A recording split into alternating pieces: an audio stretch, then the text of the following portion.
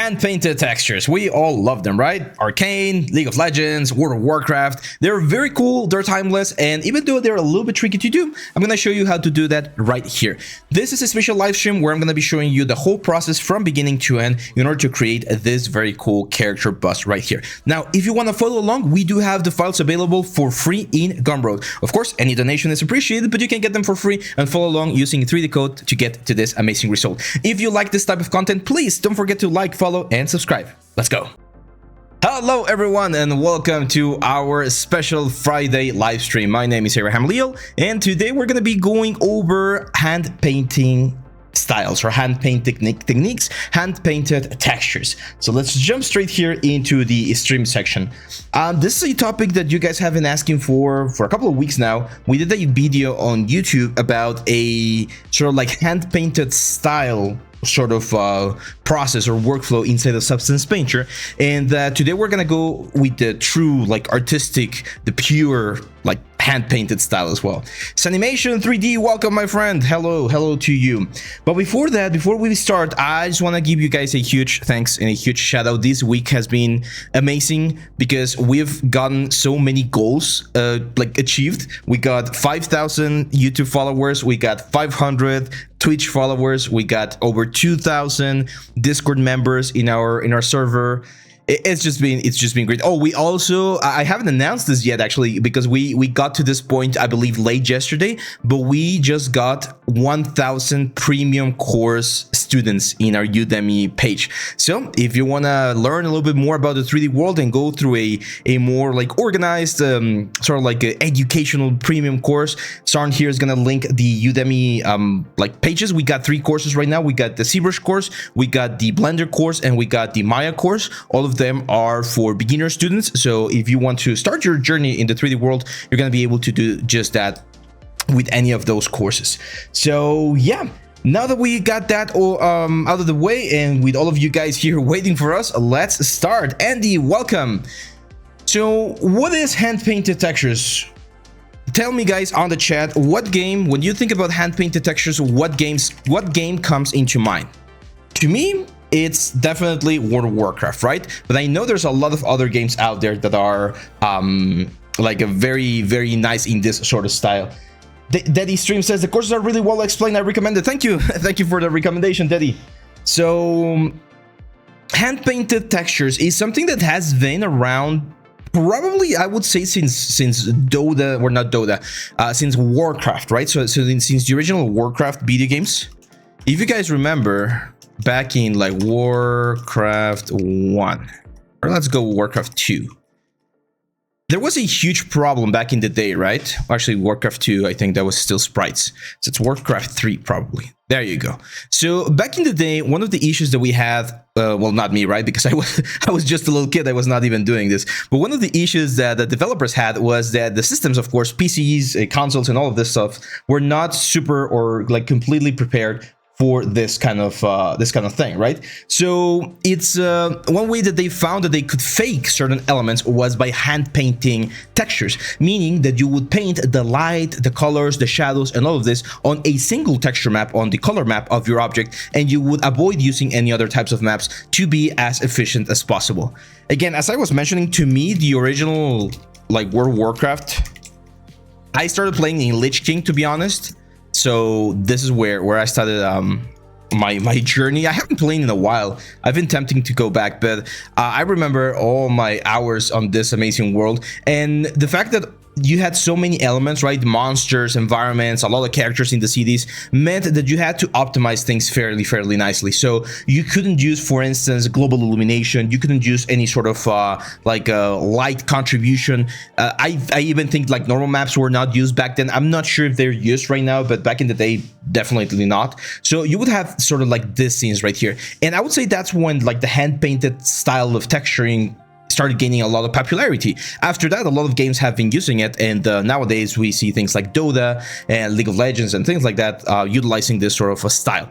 Now, what are the pros of this style? It's very efficient because you only need one single map and all of the information lives in one map.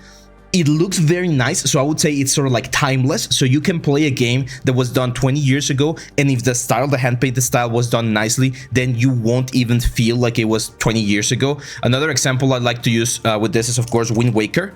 I know that this is not hand-painted, this is cel-shaded, but it has a similar sort of like feature where it doesn't matter what year you're playing this, due to the way it looks, very like stylized, cartoony, you can play this at any year and it's still gonna look good. And instead, if you try to play, for instance, Ocarina of Time, right? You're gonna see that, unfortunately, it does show its age, right? It does look old school compared to some of the other Zeldas. Still an amazing one, though. King's here, what's up, man? Welcome. So hand painted is very efficient, it's timeless, so again, you can have it, but it does have one like disadvantage, I would say, and that is the fact that it can become a little bit difficult to do. It's not as simple as using substance and just dragging and dropping a material that looks like leather or that looks like rock or that looks like metal. You actually need to know how to paint, and in order to know how to paint, you need to know about color theory, you need to know about shading, you need to know about light, you need to know about form, you need to know about volume. So the more you know about how to traditionally paint and draw, the better your hand painted textures are going to be. You're going to see that with me in the next couple of elements, because, or in the next couple of hours, because even though I do consider myself quite proficient, it's not like my super area of expertise. So it might sound hard, but it's not that hard, and I'm going to be giving you guys some tips and tricks about how this whole process works. Now, thankfully, we do have some tools. So yesterday I was talking with a friend of mine. Actually, I'm going to give a huge shout out to him. Give me 1 second. So I have an illustrator friend. He was giving me, again, some pointers. His name is Ed Fox. He's an amazing 3D artist, sorry. And he actually has a set of brushes that I'm going to be using, so I also strongly recommend you getting this ones right here. But he does traditional illustration, and he has a really good control of light, volume, perspective, atmosphere, all of these things. You can check his stuff here on the DeviantArt. I believe he has our ArtStation as well. But I really like his style, and we were talking and just having a good time about like painting and things like that. And one of the things that he was mentioning was that nowadays we have a lot of new tools that can facilitate this process. And one of the new tools that we have is, of course, the high poly, right? In the times of World of Warcraft, again, in the initial years of hand painted texturing, you would literally get this. This is the model that you would be given by a 3D artist, and you would need to paint and find the volumes, find the forms on this guy right here. Nowadays, we actually don't need to do it because we already have the high poly. And if we have the high poly, we can extract a lot of information, a lot of form from it to help us with the general process. So this is what we're going to do. I know we're going to be doing 3D code, and yes, we're going to jump there. But before that, I am going to extract a couple of maps from Substance Painter to, again, better give me a little bit of a head start on the main elements and the main forms of the character that we have right here. We got Aki Senpai on the chat. Welcome, my friend, and let's go. So here in Substance Painter, the first thing we're going to do is we're going to open the low poly, the Mind Flayer low poly. We're going to do 2K. We're going to do OpenGL. 2K should be more than enough for this bust, by the way. I'm going to hit OK. And there we go. You can see that we have some nice UVs, very simple, trying to utilize as much space as possible. That looks good. We're going to bake this. So we're going to set this to 2048. And we're going to select, of course, our high poly right here. As you can see, this is a very common mistake here inside of Substance Painter. If your low poly is very low poly, and you can see this one is very low poly, we are going to be having some issues with the projection. All of these red points that you see is the cage not being able to capture all that detail. So I do need to increase the max frontal distance just a little bit so that we get all of those things inside of our character. Once we have that, I am also going to change the anti-aliasing to 16x. Why? Just to get smoother, nicer bakes. We got a question here. Hand painting was the only okay course during the 3.5 years of my uni. Low.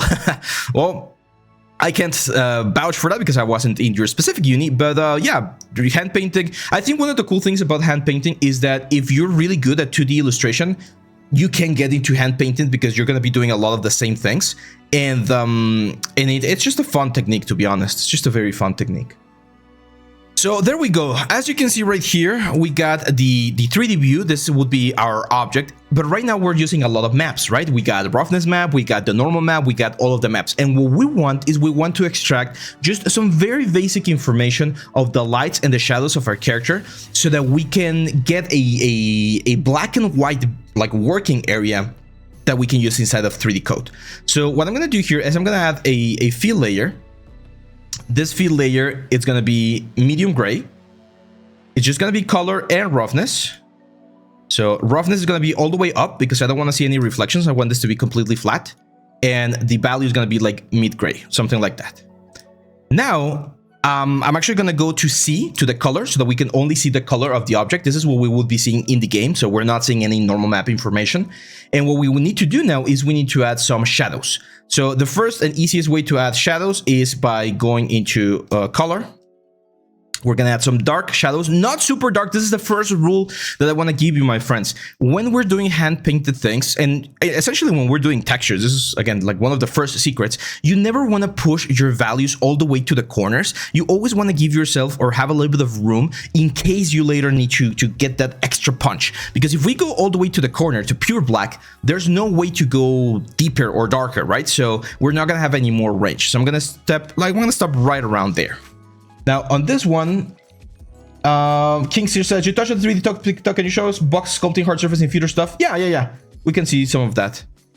How about white clothes? If we're doing white clothes, we would definitely have our values on the upper area, but still, I would never go like pure white, because once you go pure white, you pretty much get rid of your highlights. So there's no way to get highlights if, for instance, the cloth gets wet and you want to have extra reflection, you won't be able to get this. So if I had to do like a white color, I would probably go to like this right there. See? So that if we check the value, oh, it's like 0.93, 0.90. That will be that looks totally white, and you get still a little bit of range. So it's less working room with white colors versus any colors. Like even if I was doing red, I would never go pure red. I would keep it like right around here. In case I need a little bit of an extra red for a highlight or something, I have enough room. So the way I like to see it is I like to draw kind of like a square here on the center, and that's the area or the range that I'm normally going to be working with.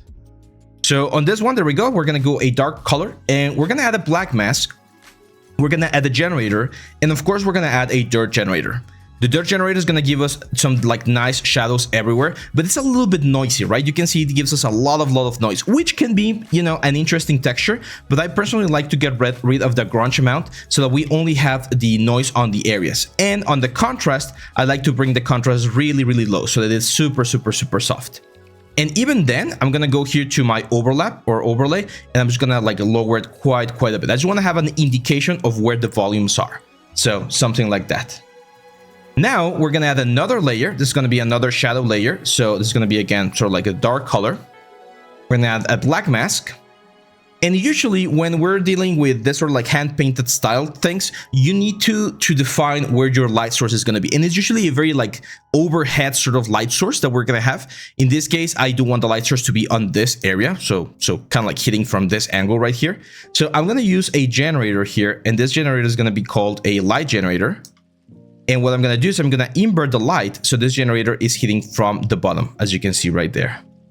So you can see now that we're adding all of this like nice shadows on the bottom part of the object. Remember, this is the color element or the color section of our object. So there's no normal map information, and we are already capturing and seeing some volume from the object. This is not all of the construction. We're gonna, again, hand paint a lot of this stuff, but it's just a nice like working base that I like to use to make my life a little bit easier on the painting process. This that I'm doing right now, as I was mentioning a couple of minutes ago, this is what traditionally was done like manually. Like you would go and manually paint all of these things to get you the best result. So let's add one more layer, and now this is going to be the light layer. So you can see that we're going to go a little bit lighter. Something like that is actually perfectly fine. We're going to add a black mask, and we're also going to use a light filter. So generator, and we're going to use our light filter, and we're going to point this light filter right around there. So as you can see, this gives us a lot of some very, very nice highlights along the whole surface. That's it. That's all we need. Because now what I'm doing right here pretty much is I'm recreating the normal map. Remember, if we go to material mode, this is where we have the normal map. But if we just keep ourselves right here, you're going to see that we have all of this information. It looks like it has volume, even though it's completely flat. All of this is color. So that's all we need. Just these 3 layers right here to get a very basic construction. And now we're good to go into 3D code. So I'm going to export the textures. I'm gonna go here to my desktop. I got my Mind Flayer folder right there, and we're gonna export. Very important, we're gonna export this document channels plus normal plus ambient occlusion and hit export. When we do that, if we open the textures, we're gonna have our color, which, as you can see, already looks very nice. Look at all of that beautiful information. And again, all of that is in the color section, so the base color. We do have the normal map in case we want to use it or in case we need it. And very important, we also have an ambient occlusion. Ambient occlusion is a really good one to give that extra crunch to the texture when we need it. Any questions so far? Because I know this can get a little bit technical, and one of the reasons why I wanted to do this on a live class and not just on a video is because I wanna hear your questions. There was a recent podcast I was listening to, and it said that if you're just listening to something, you learn like 5-10% of the information. But if you're actively engaged, asking questions, like writing it down or something, you learn 15, 20, 30%. So the more you ask, the more you're gonna learn. Okay, let's close this right here. Actually, I'm gonna save that just in case I need to come back to it and bake another map. So let's just call this Mind Flayer. There we go. Of course, I didn't cover on this particular video or on this particular beginning how to do the retopology and how to do the bakes and well, we did the bakes, but the UVs and things like that. You're gonna have to do that on your own or check some of our premium courses or YouTube videos. So let's go now to 3D Code. Now, I was mentioning before the stream started that my trial version for 3D Code ended. This is not a software that I'm like actively subscribed to be honest, because even though I do like using or doing hand painted, it's not something that I do very often. So I am on the learning thing, and this is something cool. I was looking at this right now. It has a sale right now due to Black Friday. It does have the rent to own, which is very cool, and I do find it quite affordable, 41 euros, which is like $45 or something like that. But after 11 payments, so after a year of paying, you own the software, and even the monthly subscription is quite affordable, so just 15 years right now, in case you want to check it out. But it has this thing called the learning mode, where even if you are not paying, you can download it and just learn. You're not going to be able to export, you're not going to be able to have all of the quality and stuff like that, but it's very good. Kingster says, what not make maps in 3D Code, or 3D Code is not able to bake that info? I do believe it can bake the normal map, it can bake the ambient occlusion, but I don't think it has the light generators yet, or at least it's a little bit more complex, I would say. So for the sake of simplicity, I'm just doing it on Substance. So let's go over here. We're gonna bring in our low poly. There we go.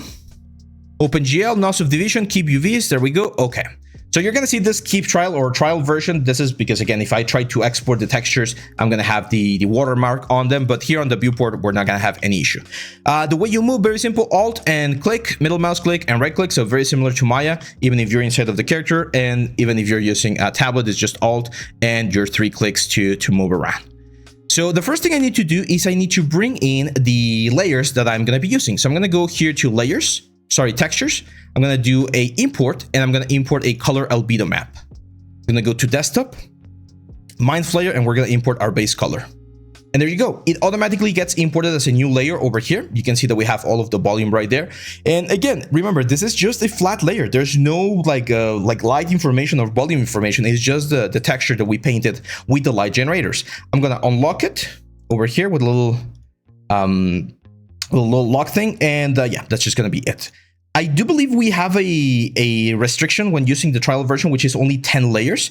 So I'm going to delete the layers that I don't need to make sure that I'm not over that limit. Now I'm going to go again to textures, import, and we're going to import an external ambient occlusion. There we go. I'm going to just do pick average and hit OK. And that's going to give me a very nice ambient occlusion. Again, we're going to be using at the very end, this one, just to punch or give a little bit more, a little bit more contrast to the textures when we need it. But right now, we're not going to use it. And I'm also going to bring in my normal map. We're not going to use it as much, to be honest, but it's a good idea to have it just so that we can reference it if we are missing some information. So there we go. And the normal map is automatically going to make the whole thing better, but it defeats the purpose of hand painted textures, right? Which is to get all of that information or to paint all of that information in. So I'm just going to turn it off. Another thing you can do here on the normal map is you can actually go here to the depth opacity and lower the depth opacity of the normal map. So we can have it very, very softly, like, I don't know, like a 44%. Again, it's just going to be like a guide for us to know where the main things are. Aki Senpai is asking, what is the albedo map? Yeah, albedo is the scientific name of color, like the inherent color of an object. That's the albedo map. So there we go. Cool. Now, as you can see here, I got my Eds Fox brushes. The pack that I was showing you before, he sells this on Gumroad. Super recommended because we're going to be using some of them. And yeah, we're going to start with this. Now, before we start, of course, we need to have a reference, and I was looking for some references yesterday, and I found one that was like, oh, this is it. This is like the tone that I want to have. Let me see if I can find it real quick, because if not, I did send it to my friend. I did send it. Okay, give me just 1 second. 1 second for me to get the image. There we go. So this is the color that I want to have for this character. I know mind flayers are usually like purple, but I feel like this sort of like greenish hue is very, very cool. And this is what we're going to be going towards, or what we're going to be aiming for. Hopefully you guys agree. Okay, cool. So let's start with the construction of our element. The first thing I'm going to do is I'm going to talk about the values. What are values? Well, if we go to a color, you're going to see that colors usually have 3 properties: hue, saturation, and in this case, they call it lightness, but sometimes in other softwares, you're going to see the V, which is value. So the hue is what color you're working with: red, blue, green, yellow, whatever. The saturation is how much pigment or how much color is in that color. Is it a very saturated purple or a very desaturated purple? The more desaturated, the more gray this thing is gonna look. And finally, the lightness is how bright or dark the color is, how much light or darkness there is on the color, right? So you can have a very saturated light color or a very desaturated dark color, which is of course black in this case, white, and all in between. Again, we're never gonna go to the corners of this thing. We're always gonna keep ourselves like grounded on these elements. So if I were to ask you, what kind of color are we going to be using to paint this, like the base coat of this character, I'm pretty sure a lot of you guys would go for like this sort of like teal greenish color, like right around there probably.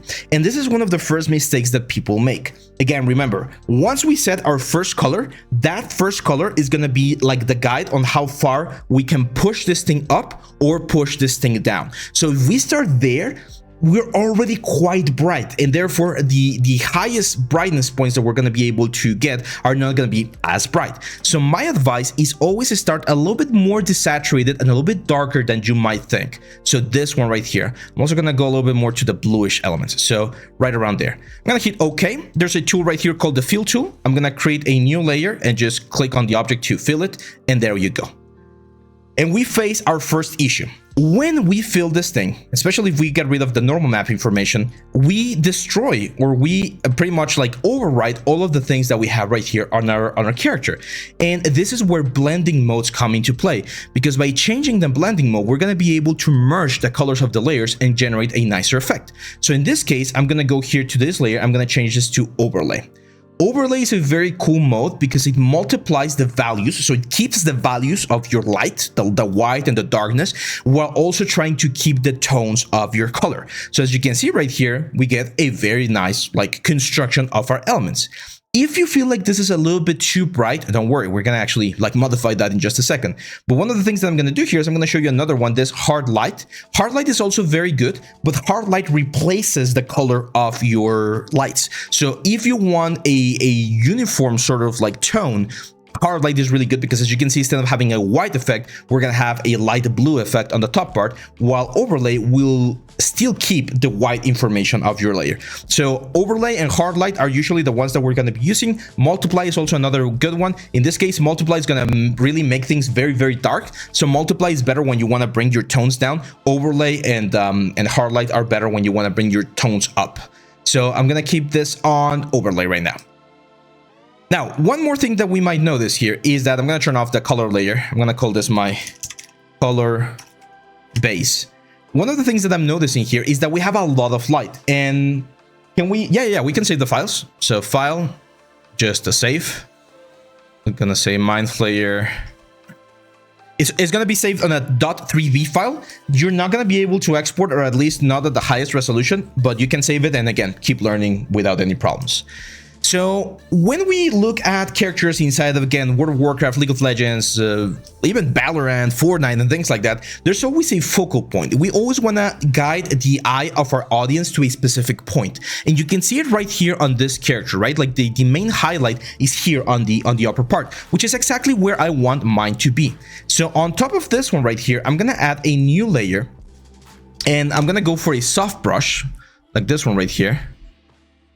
And I'm going to grab a dark color, desaturated dark color, hit OK. There is a symmetry option over here that we go. So we're going to enable symmetry across the x-axis. And I don't want to see the plane, so don't show the symmetry plane. And you can see now if I start like painting, I'm going to start bringing the tone down on the lower part, like on the back parts in this case.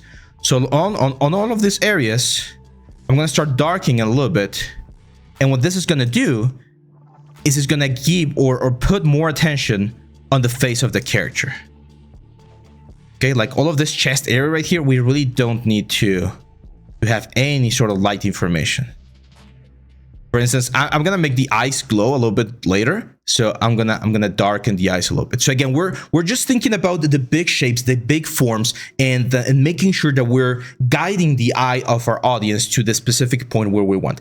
In this one, we can also change this to overlay. Okay, so if we do that overlay, as you can see, the tones or the effect is not gonna be as strong, which is really cool because we can start building up the effect a little bit nicer.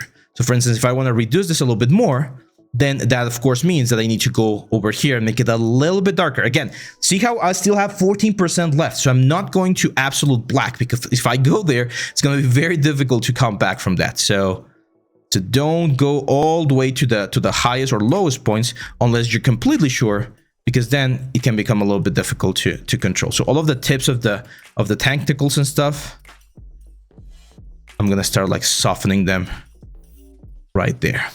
And we can do the opposite. We can go to whites or lighter colors. For instance, I can lighten up a little bit of the tentacles right here, like this guys right here, side elements. It's gonna add a little bit of light right there. If you've never done this, if you've never done like the traditional exercises with like spheres and cubes, then I do recommend doing a little bit of that. Back in my school, we had a class called Viscom, Visual Communication, and we do a lot of this, again, perspective, shading, and things like that.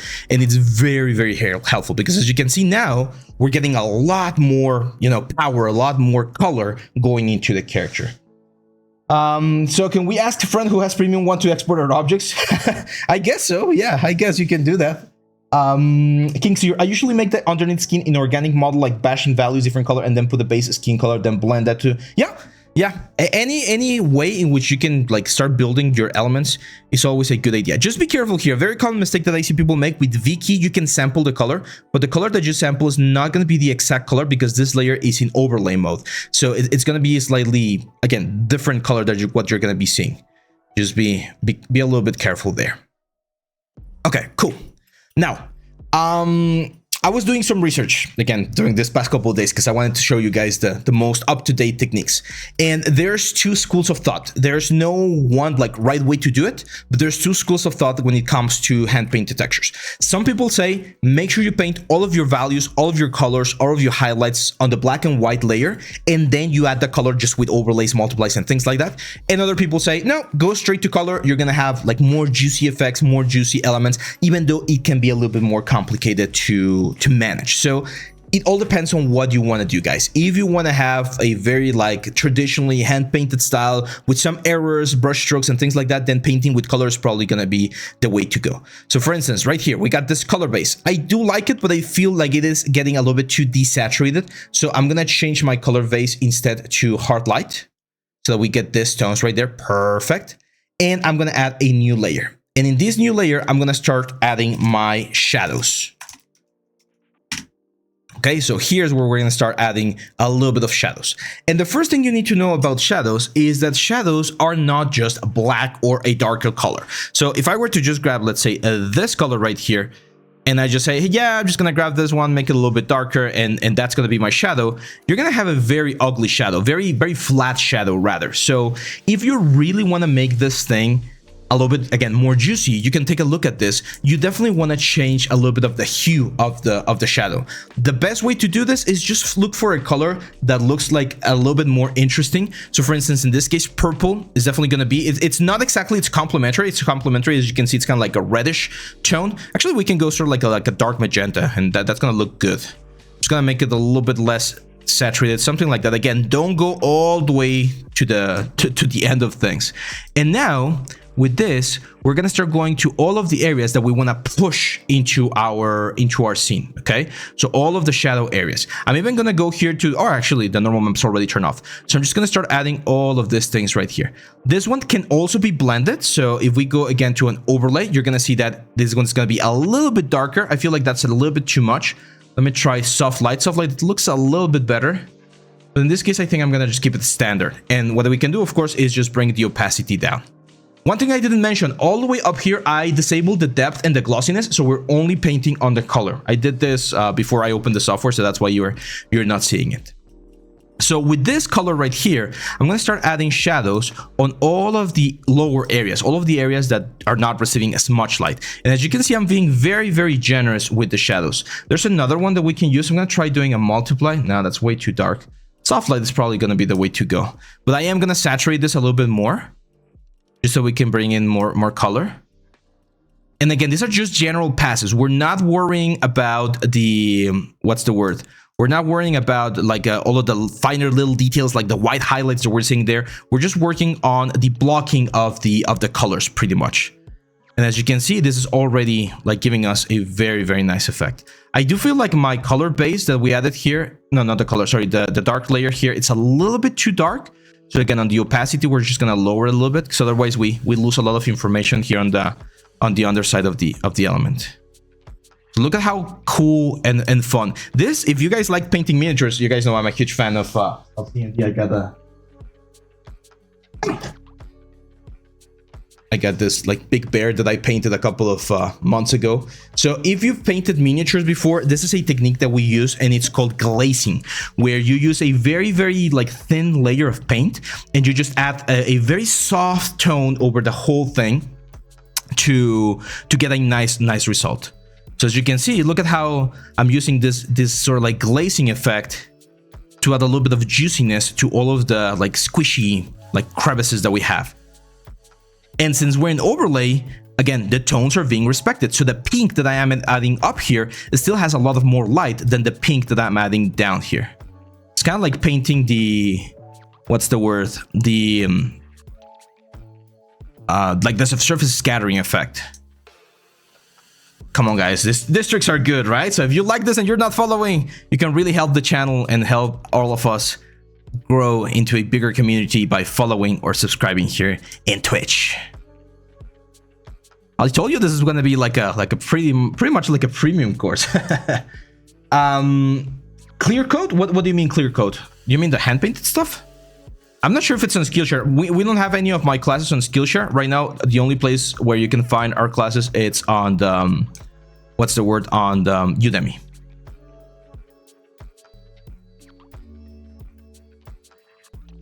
There we go. So as you can see, we've added a very nice like overlap or overlay of color to the whole element, and this is giving us that sort of like squishy effect, that very nice like purplish hue. And again, I have my normal map turned on. This is no normal map. If we turn on the normal map, you can see this a little bit more like effect, but right now this is absolutely no normal map at all. So that's my shadows layer. Now I do want to start building up a little bit more of a paint layer. So I'm going to add a new layer. I'm going to set this to overlay again. And this is going to be my, let's call this myth value. We're going to sample the same myth value that we have right here. And I'm just going to start pushing it a little bit more. And again, I'm going to change the hue a little bit, maybe a little bit more blue. It's going to give it a more interesting look. And here's where we're going to start changing brushes. From the brushes that my friend shared with me, there's this one right here, kind of like he calls it the edger, because it's a brush that you can use to generate a very nice edge, as you can see right there. And we're going to be using this to start hitting the high points of our element right there. And again, see how, thanks to the fact that we are on a blending mode, this is going to start blending with the rest of the element. I definitely think this is way too light, so I don't want to be painting that sort of like a value just yet. So I'm going to go over here. Let's bring the value down, but I'm going to add a little bit of color. It's a little bit too blue, so let's go back here. It's a little bit better. Again, let me try something more like a hard light. The overlay was fine, but I still feel like it's a little bit too much. There we go. Actually, we're going to be using the same sort of like tone that we have right here. And it's just understanding where should we be placing this thing. I still think it's way too saturated. What do you guys think? It's too saturated, right? I think it's definitely too saturated. So let's go back and let's desaturate this a little bit. You can also like play a little with the opacity right there. But again, we want to start hitting the high points of the element. And the cool thing about what's the word about 3D Code is that this is pretty much like using traditional like paint brushes, because we're adding all of this value directly on the model. So for instance, here on the zygomatic arc, right, we're gonna add a little bit of value right there. It's gonna push or bring this out into or towards us because we're hitting it with light. Same for the like all of the eyelids right here. I'm gonna make the brush a little bit smaller. I'm gonna start adding a little bit of light, not everywhere, not on every single wrinkle, but just on a couple of wrinkles on the high like elements. There's also another one we can use, linear dodge, but that's way too much, as you can see right there. Like that's like just ridiculous. You can try multiply. No, multiply is gonna darken. Pin light is actually working nice. All of the modes, this is another like a quick little secret. All of the modes here are divided in like blocks. So if you take a look at your blending modes from multiply all the way to linear dodge, all of these guys are a single block of changes. So the result that you get is going to be very similar. And then on the overlay one, same thing. So from overlay all the way to pin light, all of this are like pretty much the same. Like they're variations of the overlay element, and therefore you're going to get slightly different results. Okay, so let's just keep adding a little bit of, again, this mid value. Did I change here?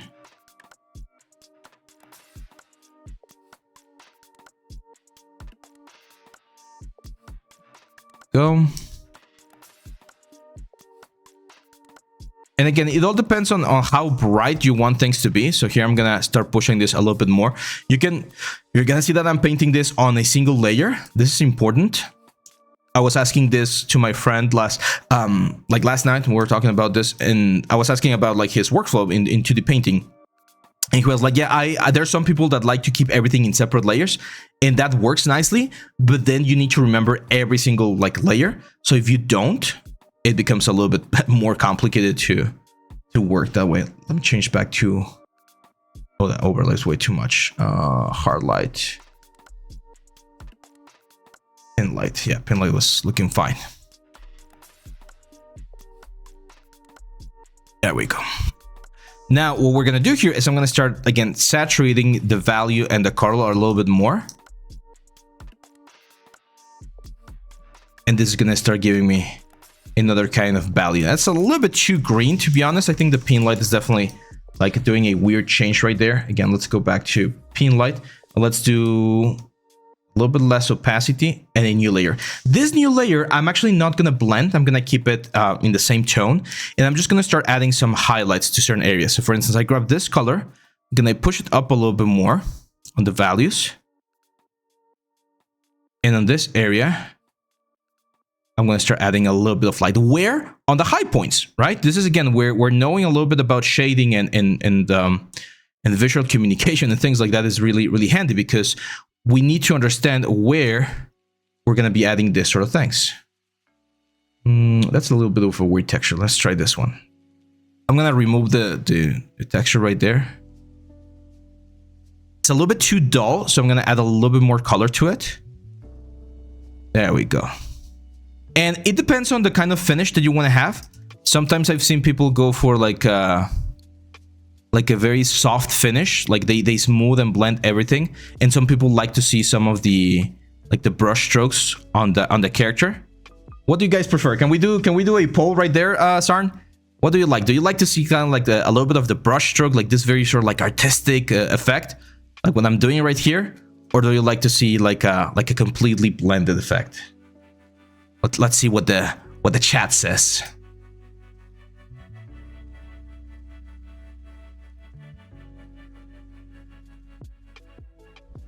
There we go. And this is such a relaxing thing. Like, I wish I could do hand-painted things all the time. It has been getting a little bit more popularity those last couple of years.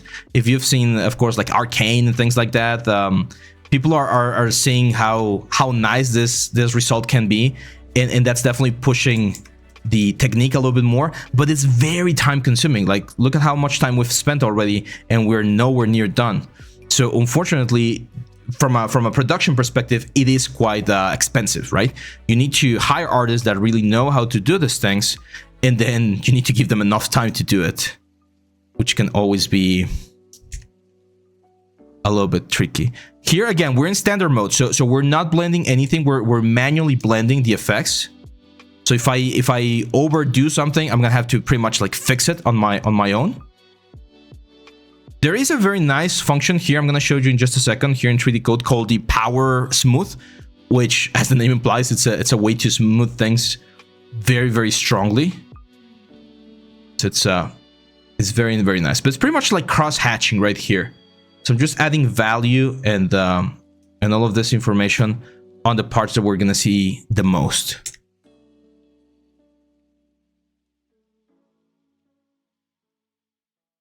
Brushstrokes. Tasma says brushstrokes. We got the poll on the top, guys. So if you want to participate, you can just input your result right there. Okay, now again, I'm gonna push my light a little bit more, push my color a little bit more, and maybe even change the hue just a little bit so that it's not always the same hue.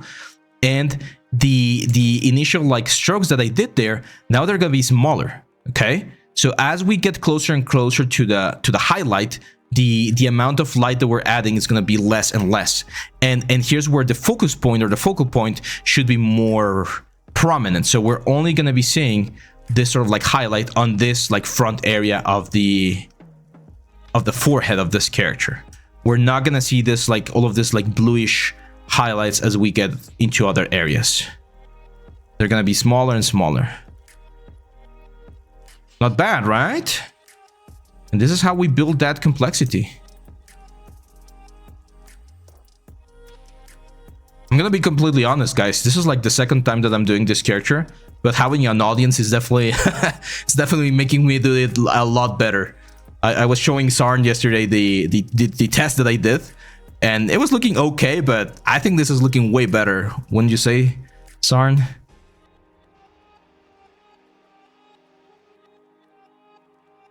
And again, we're nowhere near done.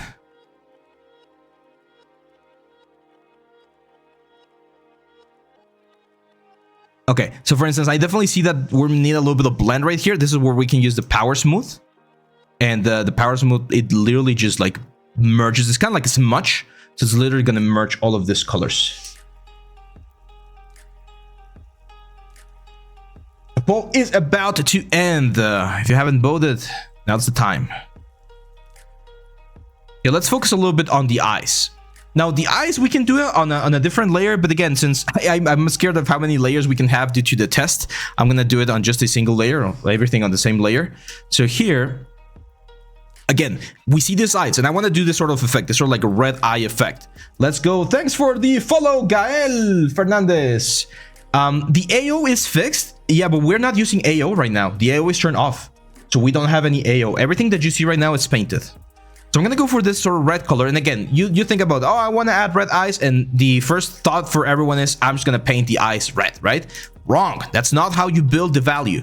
You're gonna start really low. In this case, I'm gonna start actually a little bit like orangey, like really, really low, like right around there. And I'm gonna paint all of this vase right here.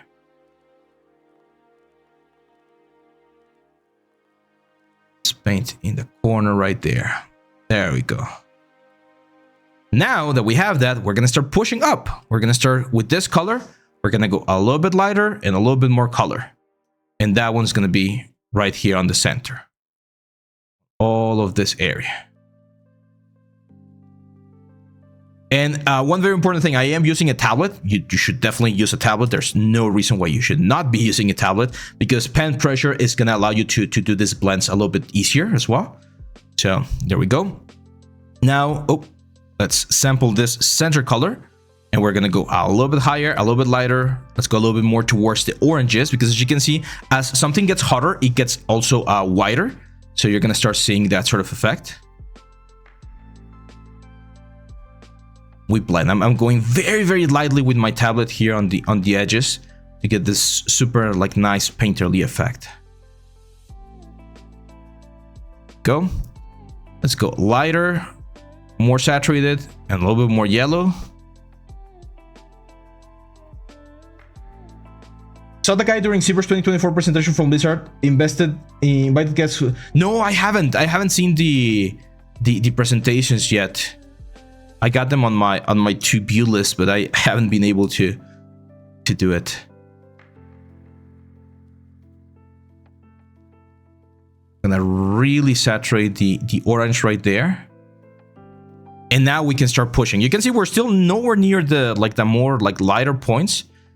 And we're already building something that gives us the sense of volume, right?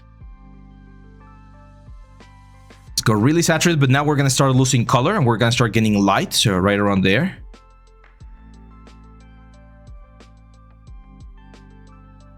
And as we get closer and closer, this is pretty much like shading a sphere, right? And you can see how that gives us the impression of glow right there. Now we go for the whites.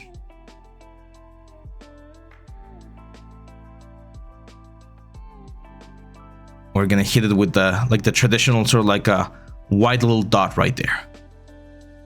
Now this looks good, but it doesn't look like it's glowing, right? Like if we really want to push the glow of the eye a little bit more, there's two things that we can do. First, we can get some of the glow information into other parts of the eye. For instance, right here, right? If we start adding a little bit of orange like glow on this area, very, very softly, it's gonna give us the impression that the eye is actually like emitting a little bit of light, especially here on the underside of the eye, like right around there. I'm gonna start with big strokes and then I'm gonna blend them in. Don't worry, I know this is way too much.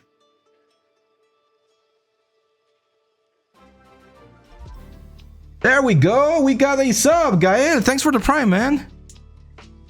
Thank you for the prime. It really helps us, man. Here we go. Now that's a little bit too much, as you can see, but it is giving us the impression of what we're going for. So now I'm just going to start grabbing some of the colors that we already had there and just blend the effects.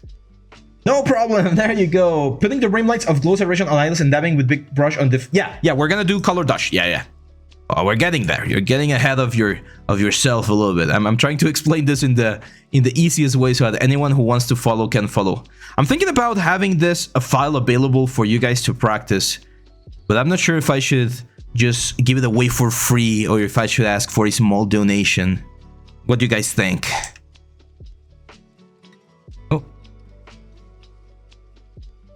I go really dark here just to add a little bit of shadow. That's gonna separate the eye a little bit more. That looks good. Can make a course on this head. we could. Let's do one more layer again. I'm not sure how close or not I'm getting to my limits here. And now what someone said right here, I'm gonna grab a very light color, very saturated color like this. Just paint it right around there. And then if we set this to linear dodge, this is gonna really make the whole thing glow, as you can see right there. So I don't want to make the whole thing glow a lot, so something like that. And then I'm gonna go with my eraser. Grab a soft eraser. And what I'm gonna do is every single like wrinkle that we have will have a little bit of light, and then there's gonna be certain areas where there's not gonna be as much light. I'm just gonna like remove. So for instance, here on this like lower section, I know that's too much glow. We're gonna lower that as well. It's a little bit easier to see at this distance.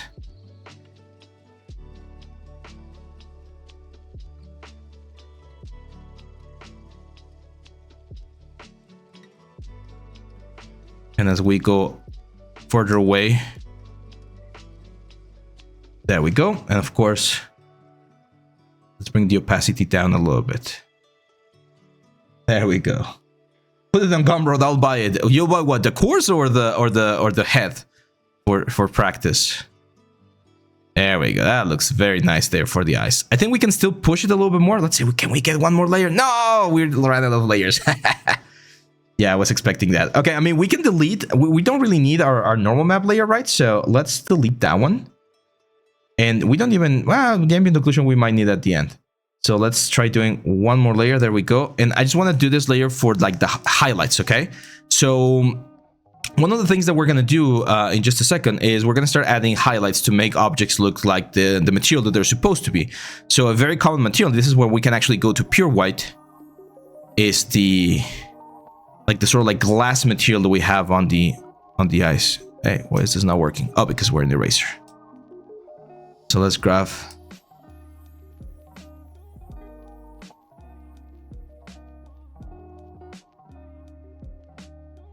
That's pure white right there. That's gonna make the whole thing like punch a little bit more. We can even, I think we can even do that linear dodge as well. Gonna like punch it a little bit more. And then what we can do is we can start adding, you know, a little bit of wetness.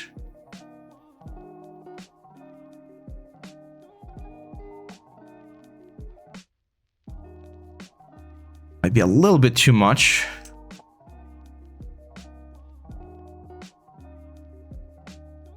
There we go. So again, just to kind of like bring some elements. I do feel like it's getting a little bit muddy. I feel like the glow right here, it's modding things. Let's try another. There you go. Color Dutch. Color Dutch is really bringing the effect that we're going for right there. Okay, let's keep building. So where's our mid values? No, this one right here. So on this layer right here, I'm gonna grab this color, and again, we're gonna keep pushing up in value and a little bit up in color. And now we can start like thinking about those sort of like really sharp highlights.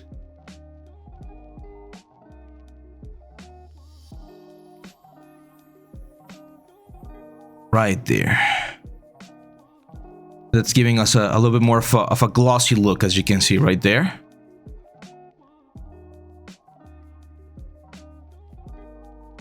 Again, I'm focusing this only on this area, which is the area that I want people to see the most.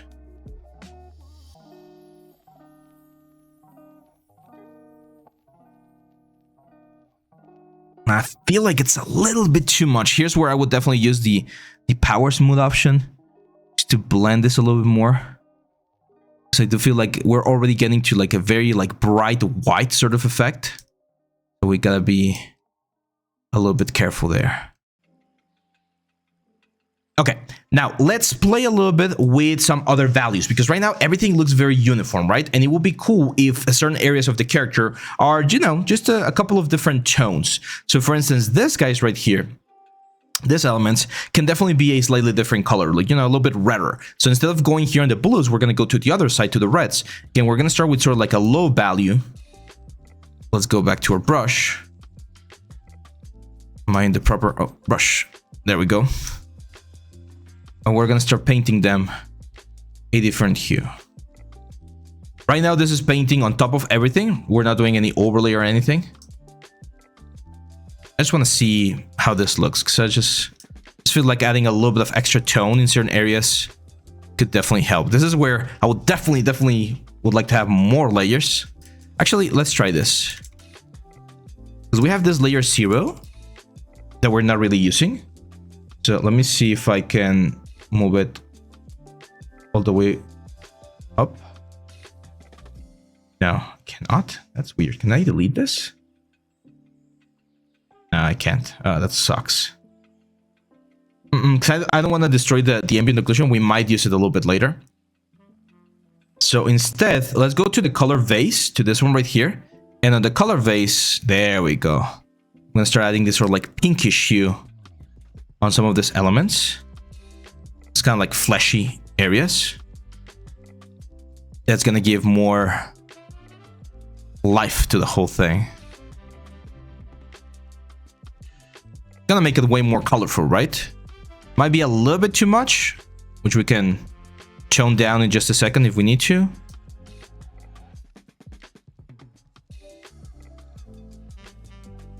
That's a little bit too much. So how do we tone that down?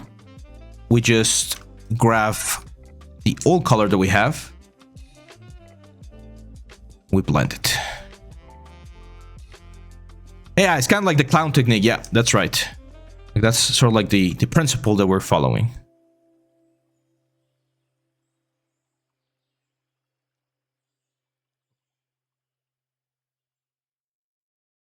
We lost the music. Let's go back. There we go. Darker yellows in cavity areas. Yeah, a little bit of yellow could help. I'm not sure if I want to add the yellow because I feel like it might make it way too colorful. But it could help a little bit.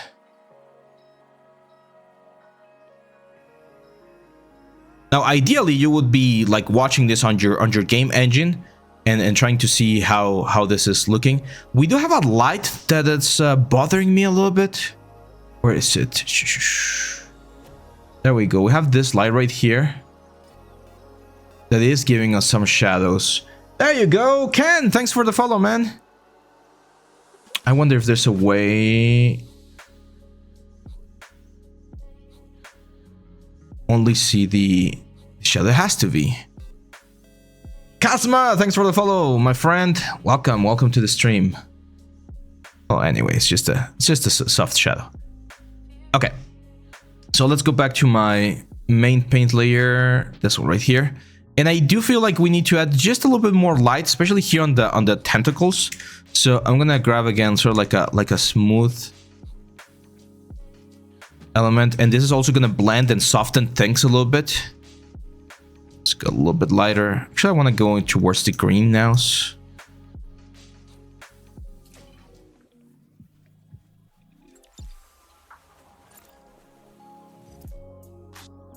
And depending on where we add the light, that's like the volume that we're gonna be like pushing in and out. Like that little wrinkle right there, we can bring it out. We can connect it there. Look at that. By just adding special or specific elements. Absolutely loving it. Number 2 for flat color view. Thank you. There you go. Thanks, my friend.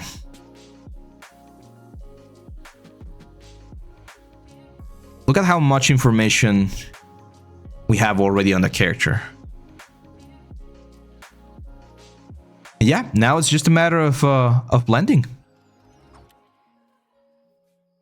Now it's just a matter of blending. I do feel like we can darken certain things or certain elements a little bit more, but we definitely need more layers to do that.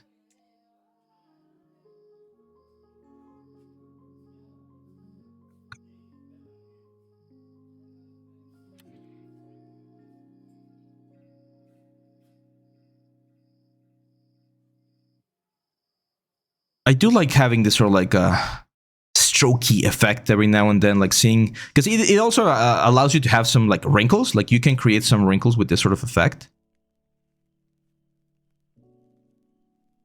For instance, here on the tentacles, if we want to add a little bit of texture, we can add some of this like highlights and then blend them in with some like smaller, darker highlights.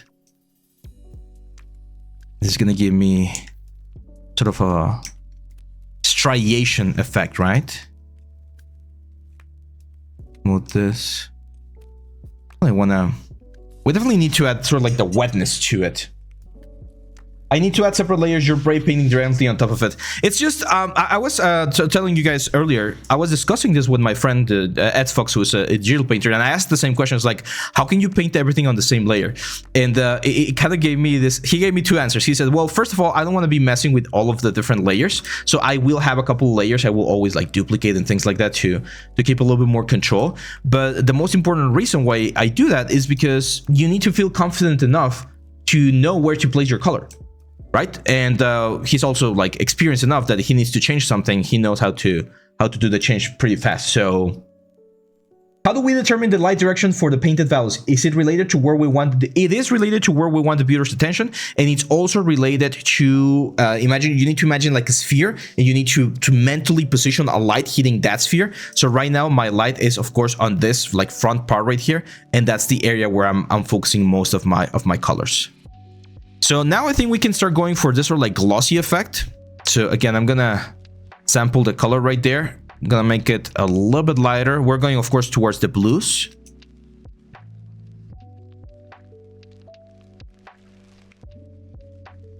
And we're gonna start adding the high points. Very, very smoothly first. It's like a specular point. This is why, if you're a 3D artist, this makes a lot of sense, because this is like painting the specular value of your element.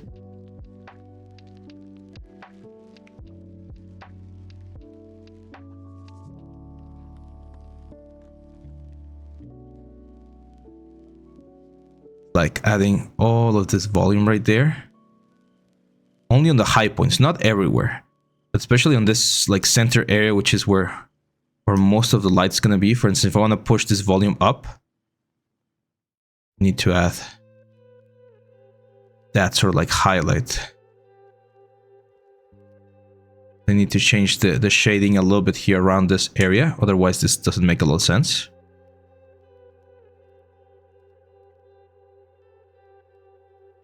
And it's just about, again, building up your value. There's a very famous Spanish, I think he's a Spanish painter, miniature painter. I think he goes by Da Vinci something on YouTube. He has a Patreon and everything. He paints miniatures, and a lot of the techniques that you're going to be using for hand painted things are the same sort of techniques that they use for miniature painting, you know, Warhammer and things like that. So that's the kind of stuff that where we can learn. I did a video, it didn't air. It was not that good, to be honest, but there was a couple of good things that I was talking about on that video. And one of the best advices that I was giving there, or one of the things that I wished I knew before I started as a 3D artist, was that the more you know about how the world works, the more you're going to be able to create like really cool things in the 3D world. So for instance, knowing about miniature painting, even though it might seem counterintuitive, if you take a little bit of time to learn about that, you're going to become better at hand painted things, because you learn some techniques that you can then like transfer into this thing. If you, I don't know, go to a construction site and learn how houses are built, then the next time you're doing environments, you might have a different type of perspective than you would by just trying to study everything for 3D. So sometimes to become better at 3D, you're going to have to do things that are not 3D, which again, that's the counterintuitive part about 3D. Kingsley says, I've heard 3D Code is one of the best tools for retopo. Is it true? If it is, there is not much content about 3D Code out there. It will be good if you make... Yeah, I agree. There's not a lot of content out there. I feel like these guys are not only the underdogs, but like the hidden gems out there on the 3D world, because they do have some cool stuff. I tried yesterday doing a little bit of modeling, and I couldn't understand the workflow, to be honest. But I feel like if I spend a little bit more time understanding the tools, I'm gonna be able to get a better use of it. Retopology is one of those things that no one wants to do, of course. So if they are a little bit better than other softwares, that'll be a really, really nice thing. But to be honest, I haven't tried it enough to be able to give an educated guess about it. There we go. It's a little bit highlighted, I think. Let me try to add like the really, really tight highlights. So again, I'm gonna go here. And now I'm gonna go to like a sort of like greener color. This is, do we have a color dash? Yeah, okay, cool. Yeah, because with this ones right here, I can hit specific areas of the character, especially this sort of like glossy effect should allow me to make it seem as if the character is wet. Also makes it look like a bioluminescent thing, to be honest. What is this layer doing? Oh, it's doing the highlight. Yeah, maybe we can like lower this just a tad bit. And you're gonna see this thing on the high points of certain elements. So only on the areas that are like directly facing us. Oh, we're gonna see a little bit of this or like highlight.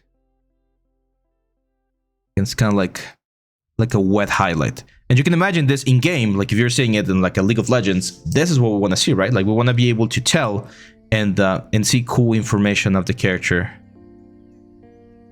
down here. I remember when I was making a donut, he was explaining how donuts were made with images. You mean the Blender donut? The Blender guru?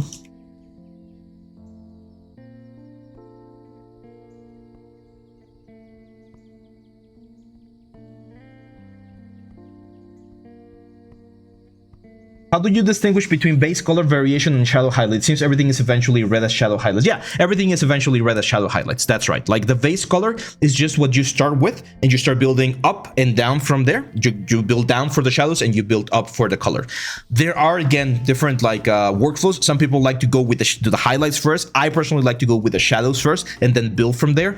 But yeah, eventually everything just gets blended down pretty much.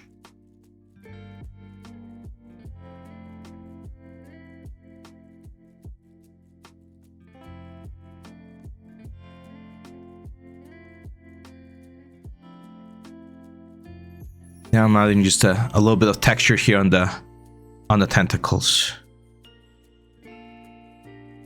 Sometimes it's easier to do classes like this where I'm just talking and showing you how to do it, because sometimes with the premium courses, I mean, I love doing the premium courses, don't get me wrong, but trying to plan things like, okay, this is what I'm gonna cover in 15 minutes, and then making sure that I don't say anything that I shouldn't be saying at that point, it gets tricky. It gets tricky. Let's go over here. Just wanna pick some colors there.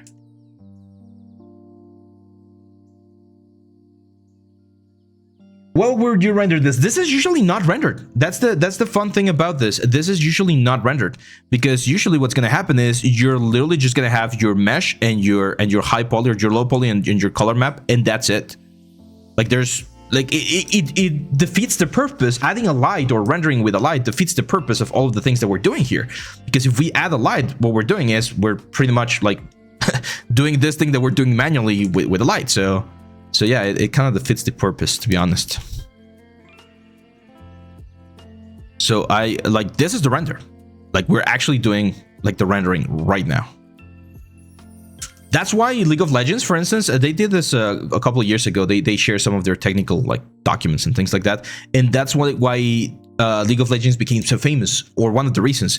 And that was because they could run this on very, very low-end computers, because there was no normal maps. Everything was hand painted, and the meshes were very low poly meshes as well, like the champions, right? So thanks to that, you are able to have that sort of effect. My standard blend. Okay. How are we doing on time? Oh, we had a lot of time. I thought it was going to take me a little bit longer to get to this point. What do you guys think? Is it looking good? Is this what you were expecting from the hand-painted like class that I promised? Not bad, right? Not bad. Yeah, that looks fun. Does normal map take a lot of resources from engine? A little bit. It's an extra draw call. It's what we call a draw call. So the way it works in engines is whenever you shoot or are trying to render a scene, the scene is rendered kind of like in layers, like an onion. So it renders all the color, it renders all the normal map, it renders the roughness, it renders the bump, it renders everything, right? So every single map that you add, it's an extra draw call. And some draw calls are a little bit more expensive than others. Normal map, I wouldn't say it's like the most expensive one, especially nowadays with all of the tools that we have. It's not like the most like super intense render call, but it is a little bit heavier. So if you want to be super optimized, then hand painted textures are an excellent way to go.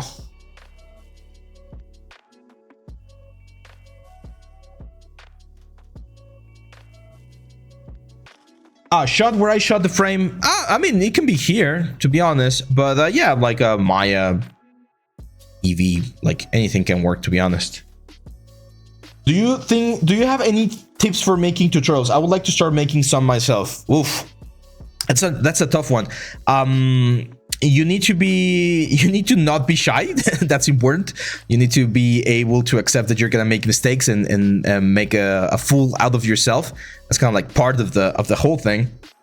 But also try to be as clear as possible. I think one thing that I've learned is that if you focus on just one specific thing instead of trying to cover a lot of elements, it becomes a little bit easier. So for instance, imagine if before we started this class today, I said, okay, we're going to be rendering wood, metal, leather, skin, eyes, hair, and let's go. It will be way too complex, right? So in this case, it's just a skin.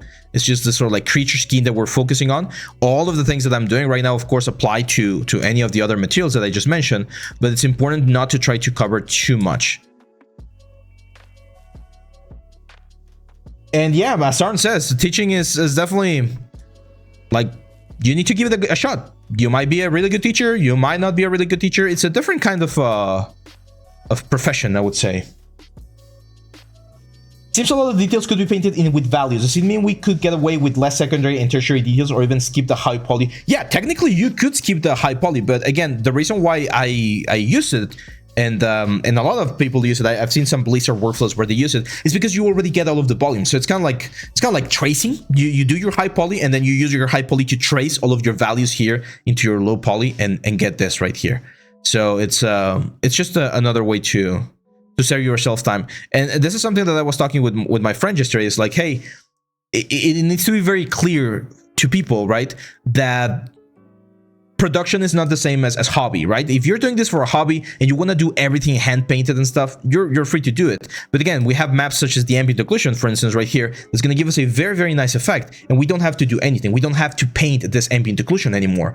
So there's nothing wrong with again, some purists might call this cheating because you're doing a lot of things automatically, but it's just part of the process. Oh yeah, you learn the most when you teach, Gael. Like that's like the best way to learn is to teach. There was a quote, I think it was by Einstein, who said, if you can't explain it simply, you don't understand it well enough. So when you teach, you need to understand it. Otherwise, it's very difficult to teach. And if you understand it, then that means that you are, I would say, truly a master of your craft. It sounds a little bit like self embellishment or something. I don't know. I don't like to say things like that. If it makes me sound like a douche, I think. But to be honest, that's one of the things that I'm really, really proud of. I've been teaching for more than 10 years. So I've gotten a lot of feedback from my students like, you're a good teacher. We like your teaching style. You explain things very well. Keep going. It's like, okay. I mean, if you guys say so, I'll believe it and I'll keep doing it. I did train as a teacher. Not formally, like I don't have a diploma or anything about like I didn't went to teaching school or teacher school, but I did do a lot of public speaking, a lot of speech like exercises and classes and things like that. When I was in high school, I was part of my in Mexico they call it oratoria, which is like, yeah, just like dialect, debate things like that. So that definitely helps, because you need to be able to communicate properly. And right now, of course, here with you guys, I'm doing it very casually. But when I'm teaching in other forums or in other places, like in the universities, you need to go into a more formal sort of approach.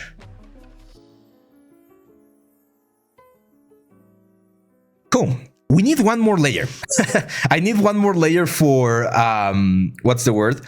the details. I want to add like little like speckles, and I want to add like a tattoo and things like that. So we need another layer. And here's one thing we can do. As you can see, we have all of the meat values right here, and they're really not helping much. Like if I turn it on and off, it's not really helping. You can just right click and merge down, and technically nothing should change too much. So now that frees up for another layer. So on this layer, I'm gonna go for this sort of like speckled effect. This one right here. And especially on the top part, on this area right here, because it's very flat, right? Like we don't have a lot of stuff. So I'm gonna go for like a dark orange, dark red color. Why dark red? Because this will, what's the word? This will create a little bit of contrast. Here, I think we can turn on symmetry, to be honest.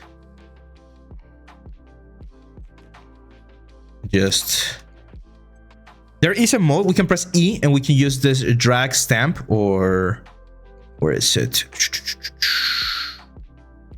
Stamp drag. There we go. That's what I was looking for. So let's go back a little bit. So we're just gonna add some dots, and I'm gonna make them smaller. Very common thing in creatures is that patterns always kind of like fade. So you're not gonna have the same sort of like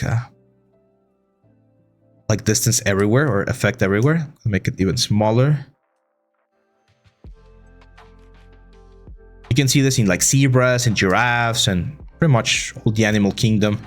There's always gonna be kind of like a fade of the patterns. And then of course this one's we're gonna bring some sort of like overlay mode and bring the opacity down. That's gonna give us a sort of like squid like texture thing. Is breaking the symmetry a thing in hand painted textures? Yes, of course. Well, that's a great question actually. It depends. I hate this answer because it's always it depends. Let me just get some water and I'll answer. So the problem is it depends on the production, right? Sometimes, especially with hand painted textures, we use mirrored UVs to save even more space and to get more resolution on the character. You can see that mine right now, it doesn't have mirrored UVs, so every single part of the element has its own element or its own sort of like UV. So we really don't do that in this one. But if you want to have even more resolution and you get like half of your UVs, then yeah, we would. It would just be automatic symmetry because they're sharing the same UV on both sides. Now it's really like sculpting tertiary details. Exactly. And painting and sculpting, I feel like they go hand in hand. The only difference is that you have one extra dimension, right? So when you're painting in 2D, you need to create volume, fake volume, to make people believe that there's something there. And same thing. Primary details, secondary details, tertiary details, etc., etc. And with sculpting, it's the same thing, but instead of doing it in 2D, you're doing it in 3D. So I think one of the reasons why I can like generate this sort of details a little bit easier is because I've developed that sort of like process where I follow the same guideline on whatever I do. Like if I'm doing clothing in Marvelous Designer, I'll focus on the primary forms, then the secondary forms, then the tertiary forms. There's not much of a secret to art, I would say. Art is all about understanding and coming up with a process that you can follow, be inspired of course by it, and generate a cool result. Thank you, Nabil, for the follow. We're still 7 followers away from our goal today. 7 followers away. If you want to help out the channel, help us grow, feel free to follow right there. Yeah, so this is looking good. I still feel like seeing it from a value perspective, I feel like everything's like fairly evenly illuminated, which I mean looks good. I mean, I can definitely see there's a little bit more illumination on the face, but I would still like to darken other parts. So I'm going to show you another trick here that we have in Marmoset, but we need another layer. So let me see what other layer I can destroy. Probably the shadows. So shadows again, just here and merge down. And then now we got another layer. So I'm going to have this layer underneath the glowy bits. Wait a second. What do we have right here? Oh, that one can actually go as well. So let's merge down. There we go. Nabil, hello, my friend. Welcome. So I'm going to add a layer probably on top of the color base. And we're going to use the fill layer, the fill option, but I'm not gonna just like fill the whole thing. I want to use a gradient. So I'm gonna move this thing to the side like this. And I'm gonna go to this one right here. Where is it? Where's the option? Let me move this. There we go. It's in the tool options. So over here, I am gonna grab the fill layer and we're gonna use fill with smooth. No, not smooth. Ooh, where is it? Gradient mode. There we go. Gradient mode, fill with color. The pick point A or pick point 1 is gonna be back here. And the point 2 is gonna be right here. Point 1, I'm gonna pick the color of point 1, which is gonna be like a really dark brown color. And point 2 is gonna be a sort of like light color. I'm probably gonna erase this, by the way. And now if I say click, oh, there we go. And I click on the character, this is what we're gonna get. So that's actually the opposite way. So this one goes here, this one goes there. Click. There we go. So now we have this sort of like gradient. Actually, I want to have it a little bit more intense.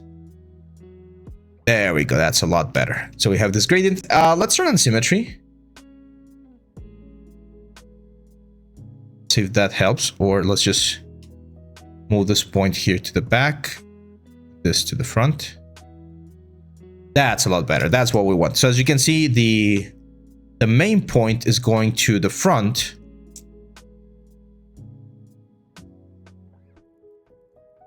And again, we want to make sure that this part right here is the most important one. Oh, it's a little bit better. There we go. That's better.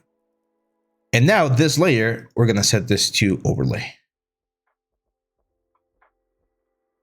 It really, really punches everything, right? Of course, this is way too much. So we're just going to do like a 20% opacity or something like that.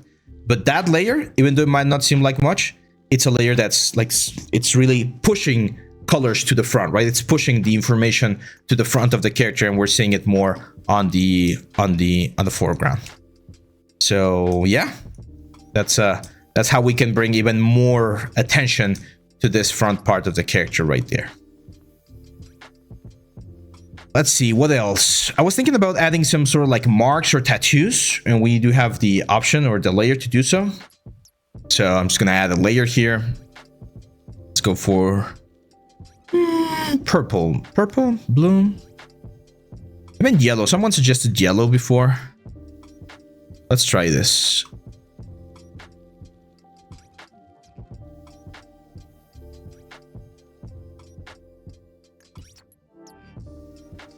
Having some issues here. Let me save real quick. Okay, that brush seems to be struggling. Am I on the limit of something?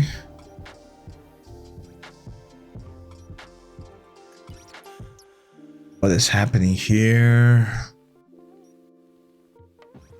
I have a mask or something? I'm not sure what's happening.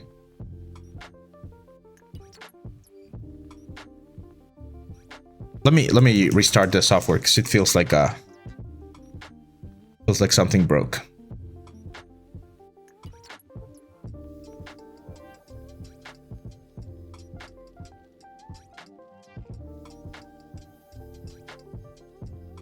There we go.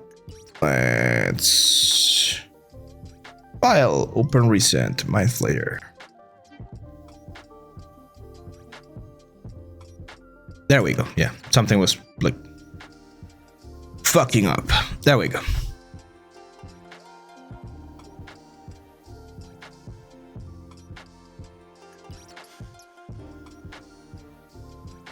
We could do some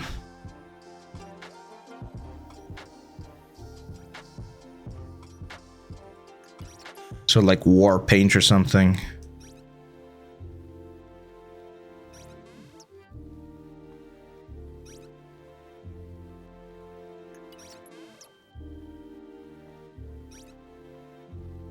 Of course, if we just leave it like that, it's gonna look like absolutely horrible. And this is again where blending modes come into play. Overlay is probably gonna be the one. In this case, actually multiply might look interesting.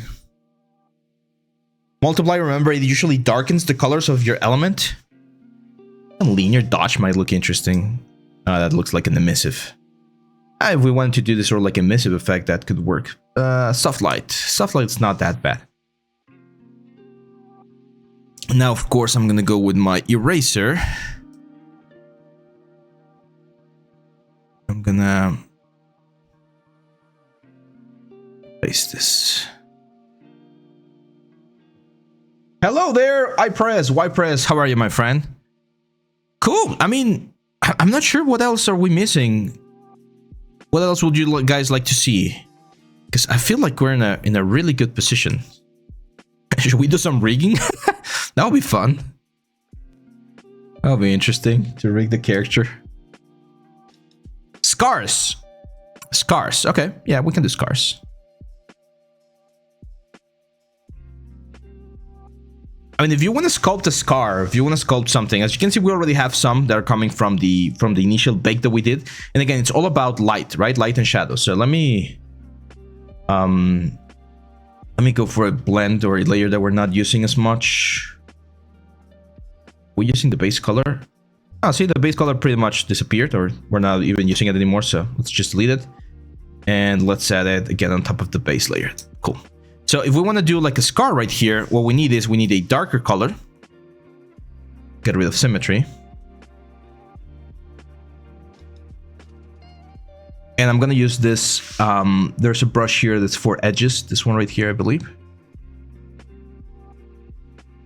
Layer 15, brush. Am I not painting?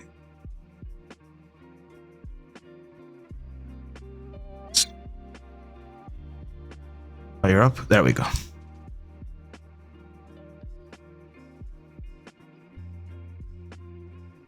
Delete that real quick.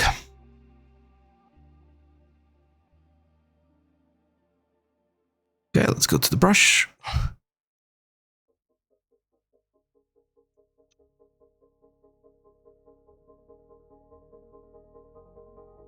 So we're gonna draw a line right there. And then we need to blend it, right? So we need to add sort of like a, let me grab something a little bit softer. We need to make it seem like I feel like my tablet's not working.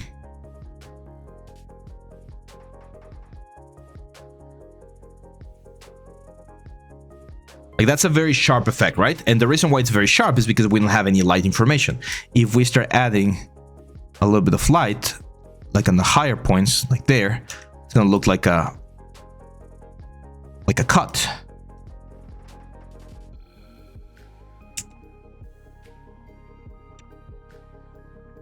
Look for a soft brush.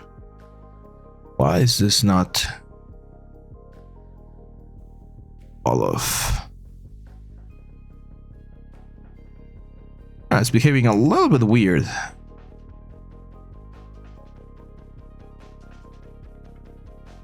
But that's how we would do this case, like that would be like a fresh cut right there, right? So we paint the light and we paint the shadow. And then for instance on this one, we could even paint like a darker shadow. Like very close to the border right there.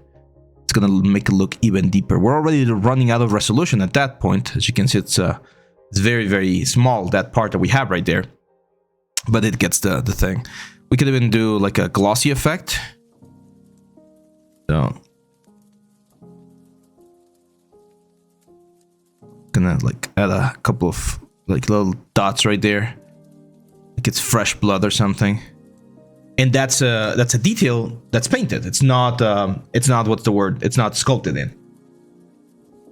I'll suggest reference for you. Yeah. For the tattoos, we can definitely do something a little bit more interesting. What do you think about hand painting in Blender and ZBrush? I don't like hand painting in ZBrush because you don't have access to a lot of these blending options that we have right here.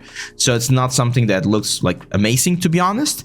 And in Blender, it depends. I've seen some cool stuff done there. But again, I feel like the tools are not really suited for that sort of like workflow. So if you can do it here in Substance Painter, I feel like you're gonna have a more fun time. It's gonna be way, way more fun. This thing has. You're gonna have way more fun. It's gonna be a lot easier, to be honest. Some of this working a little bit weird over there.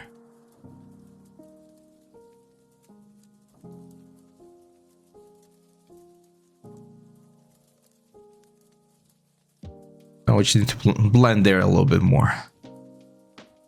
Oh, yeah. I mean, I like how we... I like the position where we're able to get this one, guys. What do you think? Marmoset with the texturing upgrade. Marmoset is really good for PBR texturing. So if you're texturing things like, again, like PBR, like metal, leather, and things like that, it's really good. I actually did a Marmoset course a couple years ago for another company. But yeah, substance painted, good for hand painted. I did a video, Sarn, if we can find it and link it. That's actually one of our top videos in the YouTube channel.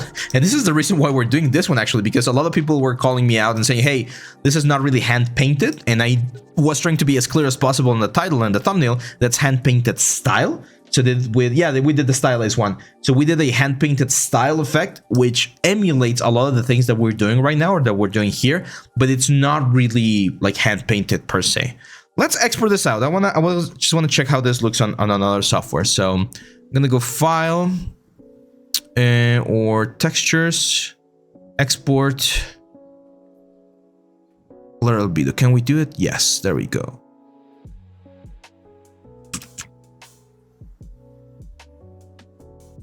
Texture bigger than 512 will be watermark. Yeah, I know that.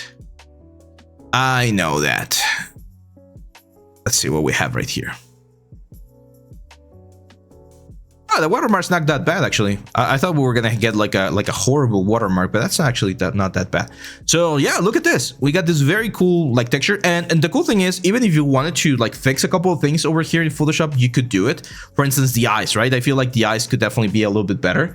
So let's look for monster eye hand painted. And this is cheating. What I'm about to do, this is definitely cheating. But we can get some textures and just like utilize them for our creature. Digital painting eye. Monster.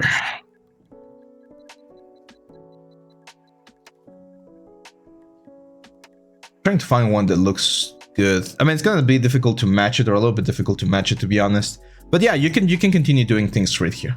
Let's go to Maya instead. Yeah, I know, but I don't wanna like I don't wanna ruin. We're not ruin. I don't wanna hurt 3D Code. It's an amazing software. So there you go. Blender plus Photoshop back and forth projecting workflow. Nothing beats that in hand painted. Yeah, you can definitely do that, Kings here. If you feel that, I mean, Photoshop is or was the king. I guess it still is the king for hand painted approach. The problem with Photoshop is that you're not seeing the object in 3D. That I think that's the big like advantage of what's the word of this thing right here of Marmoset 3D Code, sorry. The fact that you can do and see what's going on the 3D model already. So once we get this into Maya, for instance, you guys are gonna see how nice this looks. Let's bring our Mayan Flare low. There we go. And on the material, on the color map, we're just gonna plug in the texture that we have right here.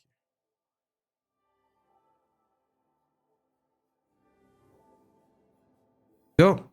Just get rid of the transparency. And that's it. Like, this is literally what we're seeing. It does look a little bit like, I think that's the Fong though. Let's change this to Lambert. Is it the ambient color? Could be the ambient color. It does feel a little bit overblown. I'm not sure if it's sort of like color correction or something. Photoshop has a 3D view for you to paint directly on the model. I do believe so. I'm not sure. I haven't seen it or used it, to be honest. But if it's there, I trust you. But yeah, this is it. This is how it would look. I think it's the diffuse. It's a little bit too much.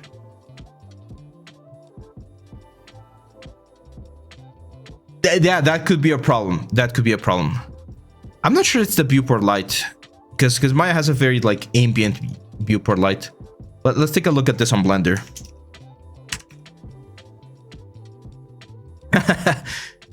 Maybe it could be like a little doll on the background, like a collectible or something. Port, FBX, desktop, and layer low.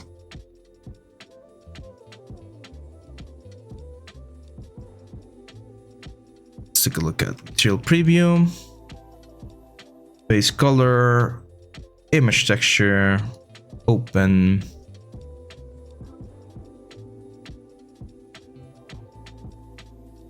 Yeah, this one looks a lot better here inside of Blender. Way better.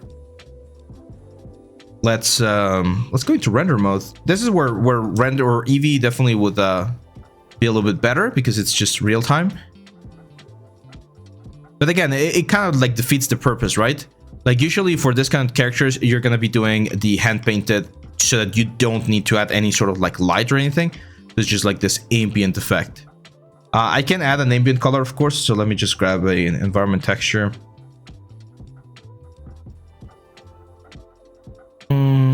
Projects. Source images. Pine Attic. So this is a more sort of like a global effect for the render. So yes, there is like light information hitting the character, but still like pretty like standard, right? Another thing that's very important on the material itself, if you really want to see it completely flat, you definitely need to bring the roughness all the way up. Metallic all the way down. And this is like the flat character right there. So yeah, that's pretty much it, my friends. I think we're gonna be ending a little bit sooner today than normal. But what is it? Did you like it? Is it a cool class today? This overview of the basics of hand painted texture.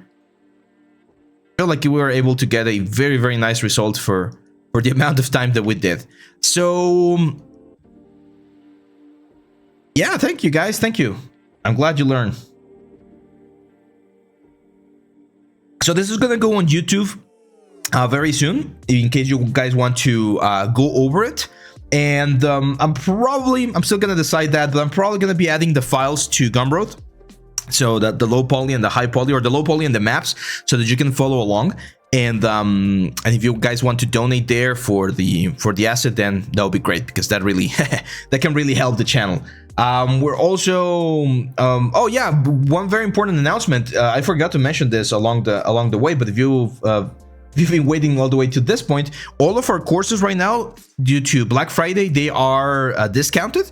So if you guys want to get the ZBrush course, the Maya course, the Blender course, and learn about the 3D world, then again, that could really help the channel. Sarn is gonna be linking the classes in just a second here on the chat, in case you guys want to check it out. And yeah, that's pretty much it. What about sculpting in 3D code? It's good. I would say it's still not up to the level of ZBrush. It's definitely closer to Blender, I would say, or even better than Blender in certain things, maybe. But yeah, quick question. What's the next course? That's a great question, Kings here. The next course is a character course. It's a character production course. It's a little bit more intermediate level. It's going to have a strong focus on Marvelous Designer. It's not specifically a Marvelous Designer course, but we're going to be using Marvelous Designer quite a bit for a lot of the garments. And then we're going to do retopology, we're going to do UVs, we're going to do texturing, and we're going to get our character ready inside of Unreal Engine 5. So it's like a full production course for a game's character. I'm already working on it. It's quite advanced, well, like advanced in progress, not advanced as a course, but it's gonna be releasing hopefully soon. I'm not sure if I'm gonna be able to release it by the end of this month. I really hope so, but if not, early December. That's for sure. So it's gonna be a good Christmas gift for everyone. So yeah, that's it, my friends. Thank you very much for your support. Thank you very much for being here. And if you want to check more stuff of our channel, make sure to go into YouTube. We got, I think, like over 100 videos already or something. So yeah, just check them out, learn a little bit more, and share your stuff in our Discord channel. We're gonna have a lot of things there on the Discord as well. So feel free to jump in and share your progress.